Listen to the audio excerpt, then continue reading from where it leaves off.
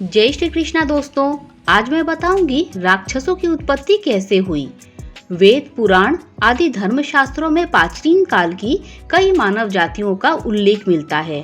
देवता, असुर, दानव, राक्षस, यक्ष, गंधर्व, किन्नर, नाग आदि। देवताओं की उत्पत्ति अदिति से, असुरों की उत्पत्ति दिति से, दानवों की दनु, कट्रु से, नाग की मानी गई है। ये तीनों ही कश्यप ऋषि की पत्नियां थीं। जहाँ तक राक्षस जाति का सवाल है तो प्रारंभिक काल में यक्ष और रक्ष ये दो ही तरह की मानव जातियां थी। राक्षस लोग पहले रक्षा करने के लिए नियुक्त थे, लेकिन बाद में इनकी प्रवृत्तियां बदलने के कारण ये अपने कर्मों के कारण बदनाम होते गए और आज के संदर्भ में इन्हें असुरों और दानवों जैसा ही माना जाता है। पुराणों के अनुसार कश्यप की सुरसा नामक रानी से यातुधान राक्षस उत्पन्न हुए, लेकिन एक कथा अनुसार प्रजापति ब्रह्मा ने समुद्रगत जल और प्राणियों की रक्षा के लिए अनेक प्रकार के प्राणियों को उत्पन्न किया। उनमें से कुछ प्राणियों ने रक्षा की जिम्मेदारी संभाली तो वे राक्षस कहलाए। जिन्होंने यक्षण करना स्वीकार किया वे यक्ष कहलाए।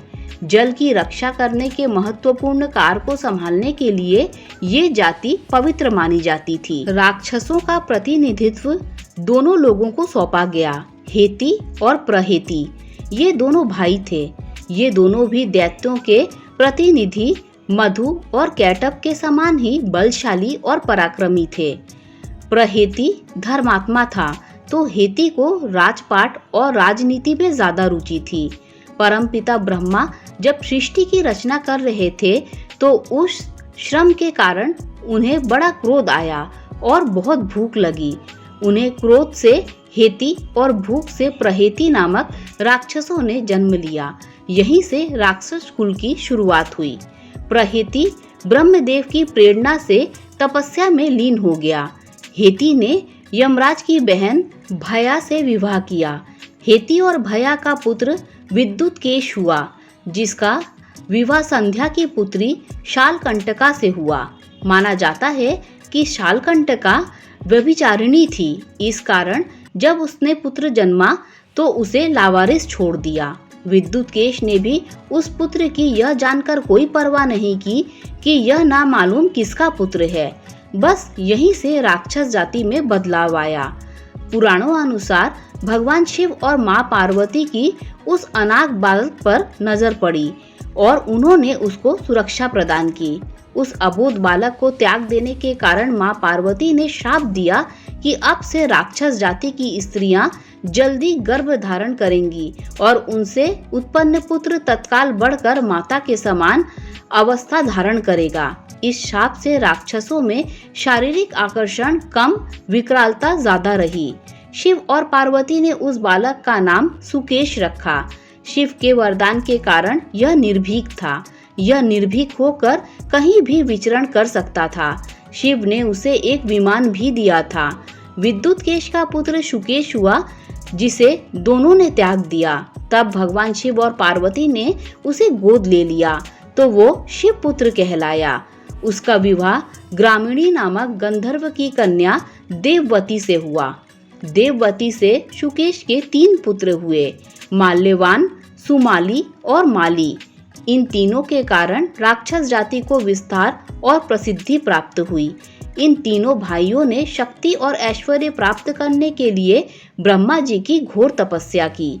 ब्रह्मा जी ने इन्हें शत्रुओं पर विजय प्राप्त करने और तीनों भाइयों में एकता और प्रेम बना रहने का वरदान दिया। वरदान के प्रभाव से ये तीनों भाई अहंकारी हो गए। तीनों भाइयों ने मिलकर विश्वकर्मा से त्रिकुट पर्वत के निकट समुद्र तट पर लंका का निर्माण कराया और उसे अपने शासन का केंद्र बनाया। इस तरह उन्होंने राक्षसों को एकजुट कर राक्षसों का आधिपत्य स्थापित किया और उसे राक्षस जाति का केंद्र भी बनाया।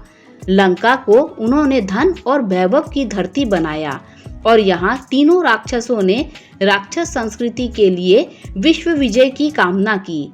उनका अहंकार बढ़ता गया और उन्होंने यक्षों और देवताओं पर अत्याचार करना शुरू किया, जिससे संपूर्ण धरती पर आतंक का राज कायम हो गया। इन तीनों ने ही विश्वकर्मा से लंका की रचना करवाई और उसके राजा कहलाए। माल्यवान ने सुंदरी नामक स्त्री से विवाह किया, जिससे उसके वज्रमुष्टि, विरूपाक्ष, दुर्मुख, सुप्तघन, यज्ञकोप, मत्त और उन्मत्त नामक 7 पुत्र और अनला नामक 1 पुत्री हुई। सुमाली ने केतुमती से विवाह किया, जिससे उसे प्रहस्त, अकंपन्न, विकट, कालिका मुख, धूम्राक्ष, दंड, सुपार्श्व, संहलादि, प्रघस और भास्कर्ण्य नामक 10 पुत्रों और राका, पुष्पोत्कटा, कैकसी और कुंभीनसी नामक 4 पुत्रियों की प्राप्ति हुई। माली ने वसुधा से विवाह किया और उसके अनल, अनिल, हर और संपाति नामक 4 निशाचर पुत्र हुए। रावण की मृत्यु के बाद ये चारों विभीषण के सलाहकार और मंत्री बने। रावण राक्षस जाति का नहीं था, उसकी माता राक्षस जाति की ही थी, लेकिन उसके पिता यक्ष जाति के ब्राह्मण थे। जब माल्यवान, सुमाली और माली आदि राक्षसों को लंका से खदेड़ दिया गया, तब लंका को प्रजापति ब्राह्मण ने धनपति कुबेर को सौंप दिया। कुबेर रावण के सौतेले भाई थे। महर्षि पुलस्त्य के पुत्र विश्रवा की 2 पत्नियां थीं, इलविला और कैकसी। इलविला से कुबेर और कैकसी से रावण, विभीषण, कुंभकर्ण का जन्म हुआ। इलविला यक्ष जाति से थी तो कैकसी राक्षस।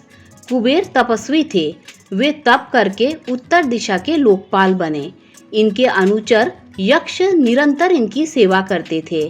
कुबेर रावण के सौतेले भाई होने के बावजूद राक्षस जाति या संस्कृति से नहीं थे। भगवान शंकर ने इन्हें अपना नित्य सखा स्वीकार किया है, इसीलिए कुबेर पूजनीय माने जाते हैं। माली की पुत्री कैकसी ब्रह्मा के पौत्र और महर्षि पुलत्स्य के पुत्र विश्रवा से ब्याही गई। इसे उन्हें महापराक्रमी रावण, कुंभकर्ण और विभीषण नामक 3 पुत्र और शूर्पणखा नामक 1 पुत्री हुई। राका के खर और दूषण नामक 2 पुत्र हुए, जो श्री राम के हाथों मारे गए। कुंभीनसी का विवाह मधु नामक दैत्य से हुआ, जिससे उसे लवण नामक पुत्र हुआ। इसी लवणासुर का वध शत्रुघ्न ने किया था। रावण को राक्षसों का अधिपति बनाया गया। तब रावण ने राक्षस जाति के खोए हुए सम्मान को पुनः प्राप्त करने का वचन लिया और अपना विश्व विजय अभियान शुरू किया। इस विजय अभियान में रावण ने स्वयं भगवान शिव से भी टक्कर ली। कुबेर ने रावण के अत्याचार के विषय में सुना तो अपने एक दूत को रावण के पास भेजा। दूत ने कुबेर का संदेश दिया कि रावण अधर्म के क्रूर कार्यों को छोड़कर यक्षों पर अत्याचार करना बंद करें। रावण द्वारा नंदन वन उजाड़ने के कारण सब देवता उसके शत्रु बन गए थे। रावण ने क्रुद्ध होकर उस दूत को अपनी खड्ड से काटकर राक्षसों को भक्षणार्थ दे दिया। कुबेर को इस घटना से बहुत आघात पहुंचा। अंत में रावण तथा राक्षसों का कुबेर तथा यक्षों से युद्ध हुआ। यक्ष जहाँ यक्ष बल से लड़ते थे, वहीं राक्षस माया से, अतः राक्षस विजयी हुए। राक्षस मायावी था और उसके पास कई प्रकार की सिद्धियां थी। उसने मायावी रूप धारण कर कुबेर के सिर पर प्रहार कर उन्हें घायल कर दिया और बलपूर्वक उनका पुष्पक विमान उनसे छीन लिया। रावण ने यह कार्य अपनी माता कैकसी के कहने पर किया। कुबेर को रावण ने लंका से खदेड़ दिया और उनकी समस्त संपत्ति छीन ली। कुबेर अपने पितामह के पास गए। पितामह की प्रेरणा से कुबेर ने शिव आराधना हेतु हिमालय चले गए, जहां पर उन्हें धनपाल की पदवी, पत्नी और पुत्र का लाभ हुआ।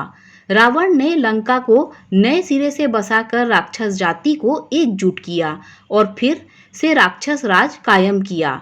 रावण ने मैं दानव और हेमा की कन्या मंदोदरी से विवाह किया, जिससे उसे मेघनाद, निरांतक, देवांतक, त्रिशिरा, प्रहस्त और अक्षय कुमार नामक 6 पुत्र हुए।